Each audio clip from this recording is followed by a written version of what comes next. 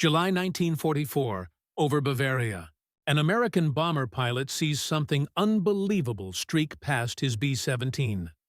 No propeller, no sound he knows, just a gray blur moving faster than anything he's witnessed in 3 years of war.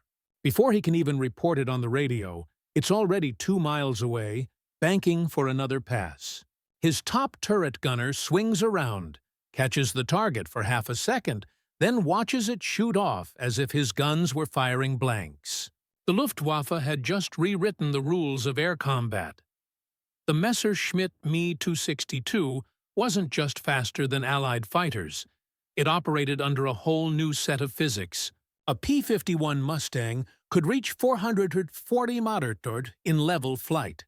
The Me 262 cruised at 540. That extra 100 miles per hour wasn't a gap, it was a canyon. Chasing it was like running after a car on foot. Every tactic, every maneuver, every ounce of air combat wisdom earned through 3 brutal years suddenly meant nothing the moment those Junkers Jumo 004 turbojets came alive. The Germans knew they'd created something revolutionary. Messerschmitt's engineers had handed the Luftwaffe a fighter that could ignore escorts completely. When P-51s or P-47s dived to intercept, Me 262 pilots simply pushed their throttles forward and watched the Americans shrink in their mirrors. No dogfight, no fuel-wasting chase, just unstoppable speed that turned combat into a one-sided show. And it wasn't only the speed.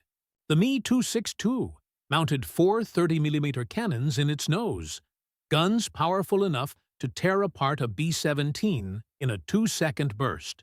Old-school fighter tactics relied on long gun runs, spraying 50-caliber rounds until something vital broke. The Me 262 didn't need that. Its shells hit like artillery. A single attack through a bomber formation could down 3 flying fortresses before anyone could even aim at it. Then, already accelerating back to altitude, the jet would vanish before the first bomber began trailing smoke. American pilots had ruled Europe's skies for more than a year. They'd mastered the FW-190 and adapted to the Bf-109, but the Me 262 made them feel like rookies again. Lieutenant Colonel John Meyer of the 352nd Fighter Group recalled his first encounter in August 1944. His squadron had the altitude, the numbers, and surprise. The Me 262 pilot saw them, lit his engines, and simply flew away. Meyer's men couldn't even get close enough to trigger a radar warning. They watched helplessly as the jet vanished, their airspeed needles buried at the red line. Intelligence reports poured into 8th Air Force headquarters. Bomber crews described attacks from impossible angles, head-on passes at closure speeds over 700 mm. Escorting fighters saw Me 262s loop behind them in ways that broke every law of energy management. Generals studied gun camera footage showing tracers falling uselessly behind jets that seemed to defy gravity itself. By September, the psychological toll was real. Bomber formations tightened, wasting fuel on maneuvers that meant nothing against an enemy who decided when and where to fight. Fighter groups burned gasoline chasing ghosts that vanished before a single shot landed. The Germans had done what the Allies thought impossible. They had made American air superiority meaningless. The Mustang pilots took it personally. These were men who'd cleared France's skies, who'd beaten Germany's top aces, who'd escorted bombers to Berlin and back. Now they were spectators, forced to watch jets tear through their formations while their own planes felt glued to the air. October 19, 1944, the 357th Fighter Group escorts a bombing run to Kassel. Same mission as always, protect the bombers. Then the radio bursts alive. Bandits! 12 o'clock high. 4 Me 262s diving from 28,000 feet. The Mustang leader orders an intercept.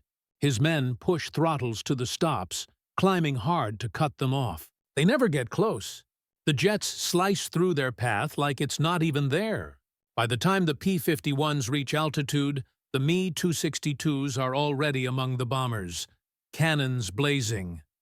3 B-17s fall out of formation, engines burning. The Mustangs dive after the attackers. Too late. The jets are gone, climbing away at angles no piston engine could match. The Americans hit 450 millimeters in the dive. Still not enough. The Me-262s disappear into the clouds, while the Mustangs circle damaged bombers, counting parachutes.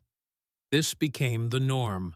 The Me-262s attacked at will, always choosing the perfect moment and holding the speed edge that made retaliation useless. P-51 pilots began to recognize the warning. A contrail above the bombers, too straight, too fast to be friendly. Then came the dreaded call. Jets inbound. They'd try to block the approach. The Me-262s would simply adjust their angle and strike anyway. Captain Chuck Yeager of the 363rd Fighter Squadron once got close. November 6, 1944, over Leipzig.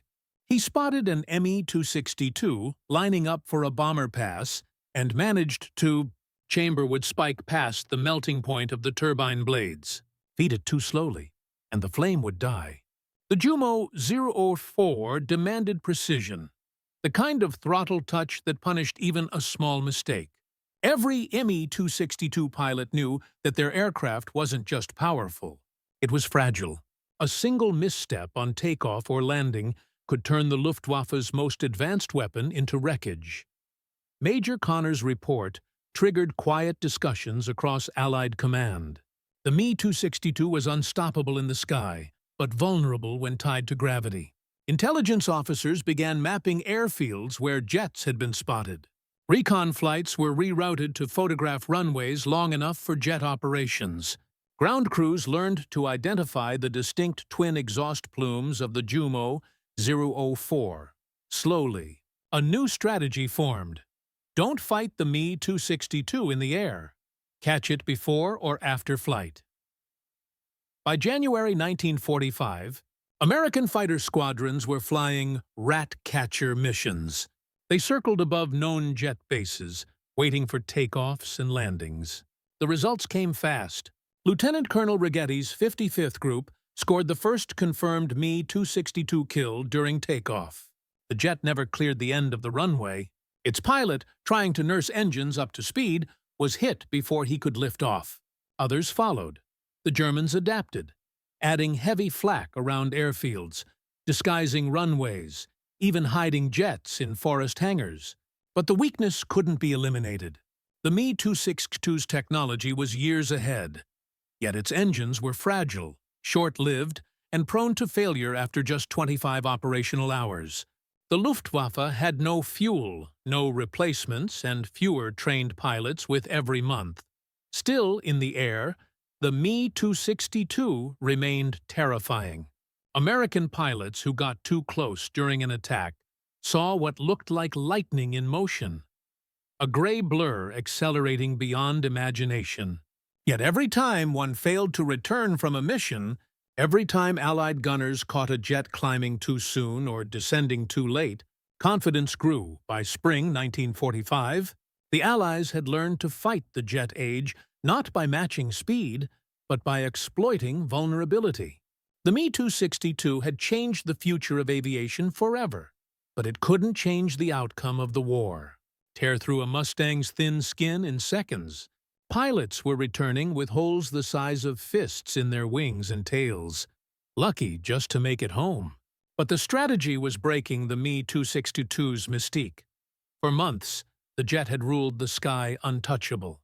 Now, every takeoff and landing felt like a gamble. Pilots who once soared through bomber formations with impunity were dying yards from their own runways.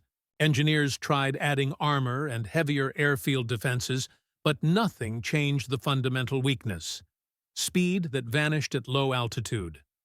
The Luftwaffe's best minds couldn't escape physics. The Me-262's swept wings and turbojets were decades ahead of their time, but they came with consequences the 1940s couldn't yet solve. Fragile engines, narrow margins, and deadly lag between throttle and thrust. By February 1945, rat-catching became routine. Allied fighters circled known bases at dawn and dusk, waiting for their prey. Pilots joked grimly that hunting jets was just a matter of patience. Wait long enough, and gravity would bring one to you.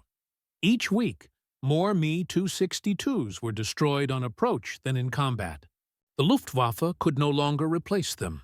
Factories were bombed, fuel was gone, and the once feared jets sat grounded for lack of parts. What began as a symbol of German innovation had become a monument to desperation. Brilliant, but doomed. The Me-262 showed the world the future of flight, but it arrived too early. Born into a war already lost, powered by engines that burned hotter than the empire that built them. Shred a fighter before the pilot even realized he was being tracked. Losing 3 P-51s for every 2 Me-262s shot down wasn't sustainable. General William Kepner, commander of 8th Air Force Fighter Command, initially told commanders not to attack airfields. Too risky, too costly. Keep fighters protecting the bombers at altitude. But bomber losses to Me-262s kept rising. In February alone, jets destroyed 47 heavy bombers. The men flying those B-17s didn't care about exchange ratios. They wanted to survive their tour. Pressure built from the bomber groups. Either stop the jets on the ground, or we'll start losing whole squadrons. By late February, Kepner changed his mind. He authorized fighter groups to hunt Me-262s near their bases, but with strict rules. No orbiting below 10,000 heights, foe. Don't chase damaged jets into heavy flak, and always keep a wingman on any attack run. Rat-catching patrols increased. Fighter groups timed sorties to match known jet patterns. Late morning and early afternoon, when jets usually returned from bomber interceptions. The bureaucratic fight went on in distant briefing rooms, but it was just as fierce as combat. At 8th Air Force Headquarters in High Wycombe, staff officers ran the math and kept getting uncomfortable answers. Fighter Command had lost 14 P-51s in January, attacking airfields, and had shot down 9 Me-262s. The exchange rate favored the Germans. Worse, those 14 Mustang pilots represented thousands of training hours and hundreds of combat missions. Leadership you could not quickly replace. Major General Frederick Anderson, Deputy Commander for Operations, saw the attrition as unsustainable. He argued that fighters existed to protect bombers at altitude, not to brawl at treetop level with ground defenses. In early February, he drafted an order to stop offensive airfield operations and return to high-altitude escort, relying on bomber defensive fire and formation discipline to handle jets. Fighter commanders exploded. Colonel Hubert Zena of the 479th wrote back angrily, his pilots had confirmed 3 Me-262 kills in 5 days using airfield tactics. Yes, they'd lost 1 P-51, but those 3 jets would have shredded a dozen bombers if left free. Anderson's math ignored lives saved downstream. Every Me-262 destroyed on approach could spare 20 bombers from destruction. The bomber crews kept pressing. On March SAT, Me-262s from JG-7 hit a formation over Magdeburg and downed 11 B-17s in 6 minutes. The escort never reached the jets. Bomb crews came home furious, asking where their fighters were and why German jets could take off, strike, and land unchallenged. Group commanders had to defend high headquarters decisions to terrified crews. Behind the rows of desks sat an older debate that had long split the Army Air Forces. Strategic bombing advocates believed heavy bombers could win wars by destroying industry, and that fighters were a temporary aid. Fighter proponents said air superiority must come first. The Me-262 turned that theory into an urgent crisis. If fighters couldn't dominate jets at altitude, did they have to dominate them on the ground regardless of cost? General Karl Spaatz, commanding U.S. strategic air forces in Europe, forced a resolution in mid-February. He convened bomber and fighter generals at 8th Air Force headquarters. The bomber leaders laid out their casualties. 47 heavies lost to jets in February, 281 men killed or missing. Fighter leaders presented Me 262 kill counts and their own losses. Spaatz did the math and ended the debate. The Luftwaffe had roughly 200 Me 262s operational. At the current rate, Allied bomber crews would suffer about 3,000 casualties before the jet threat ended. Fighter losses from aggressive airfield attacks might cost 200 pilots. Still terrible, but comparatively manageable. On February 27th, the directive went out. Fighter groups were authorized, even encouraged, to carry out aggressive operations against jet airfields. High Command accepted higher fighter losses as the price of protecting the bomber offensive. But attacks had to be coordinated. Intelligence had to confirm jet activity at target fields, and fighters had to keep enough high-altitude escorts to guard bombers from conventional Luftwaffe fighters. Rat-catching missions became official doctrine, written into operational orders with dedicated flights assigned specifically to hunt Me 262s. During their most vulnerable moments, March opened with a bloodbath for the Luftwaffe's jet squadrons. In the first week alone, 14 Me 262s were lost during takeoff or landing. Fighter groups had refined the art of killing jets into a precise, deadly science. They knew the schedule. Pairs of jets launched between 10, 20, and 11 hours and returned around 13 WWII to 14 Ceres. They mapped approach routes and calculated the exact instant when a jet was fully committed to landing. The point where power couldn't save it, because the engines simply took too long to respond. Chuck Yeager scored his first jet kill on March 24th. Orbiting southwest of Akmer, he spotted a Me 262 on final, 2 miles from the runway. Using the sun behind him, he closed in from the jet's 7 o'clock position. At 800 yards, he fired. His first burst missed. The Me 262 was slower than expected. He corrected, walked his tracers forward, and hit the right engine. The jet didn't explode. It just sank into a field and skidded to a stop. The pilot climbed out and ran. Yeager's wingman radioed, "He's waving at us." They had just downed Germany's most advanced fighter with Depression-era tactics. Catch them on the ground. Don Bosch of the 357th became a specialist. By March 29th, he'd destroyed 5 Me 262s, all during takeoff or landing. His approach was unique. Instead of attacking from behind, he flew perpendicular to the runway, hugging the ground for cover. When a jet started its roll, nose down and committed, he'd turn in and fire from the side. Deflection shooting, the hardest shot in the book. But the Me 262 couldn't evade. It had to stay on the center line. Bosch rarely missed. One gun camera reel showed a Me 262 just lifting off at about 130 miles per theater. His 50 cal rounds tore from wing root to tail. The jet pitched up, rolled, inverted, and smashed into the runway. Time from first shot to impact. 3 seconds. April grew even worse for the Germans. The 78th Fighter Group formed a jet hunting flight. 4 Mustangs devoted solely to prowling known bases. Between April and 15, they claimed 19 kills. The 357th added 16 more. The 4th Fighter Group, determined not to be outdone, logged 13 in 10 days. Tactics evolved. 2 ship teams now hunted together. 1 P-51 orbited high, spotting returning jets and relaying vectors. His wingman waited low in the terrain. When the Me 262 entered its landing pattern, the low fighter attacked from below and behind. The blind zone. By the time the Germans saw him, his power was reduced, his gear and flaps down, and he was barely 300 feet up. Some tried to fight back on approach. Fatal mistake. Sharp turns at low speed led to stalls and spins too low to recover. Others dove steeply to retain speed, giving Americans a faster but still predictable target.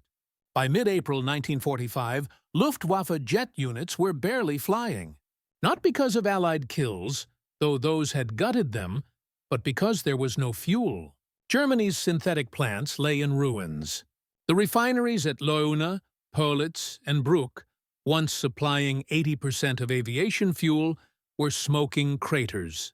What little gasoline remained was hoarded for last-stand fantasies that never came. JG-7, the main Me-262 wing, reported on April 14th that it had fuel for only 3 days of flying. Total, not consecutive. Adolf Galland, leading JV-44, saw his own stocks fall from 60,000 liters in March to under 8,000 by mid-April. His pilots sat ready beside perfectly functional jets that couldn't move. The airfields were dying too. Allied bombers began targeting runways instead of planes. On April 18th, a B-26 group cratered Lechfeld with 500 lb bombs, gouging 15-foot holes that made flight impossible. Munich-Riem and Rhein-Hopsten soon looked the same. Ground crews stopped counting craters. The jets scattered, hidden under trees, camouflaged in fields, tucked into barns. Without fuel, maintenance, or usable runways, they became relics. Technicians hand-pumped fuel from drums, scavenged parts, and prayed for orders that never came. But airworthy no longer meant flyable. The Me-262 needed 6,000 feet of smooth runway. Forest clearings and farm roads wouldn't do. The last recorded combat sortie came on May 2, 1945, when a JV-44 pilot took off from bomb-scarred Munich-Riem, attacked a P-38 recon plane, missed, and landed at a nearby field, where his jet was abandoned 3 days later as American troops arrived. When Allied teams swept Germany in May and June, they found over 200 Me-262s hidden in woods, under bridges, and in village squares. Most had flown less than 50 hours. Some had never been fueled. The jet that was meant to change the war ended. It scattered and silent, rotting under camouflage nets while its pilots walked home.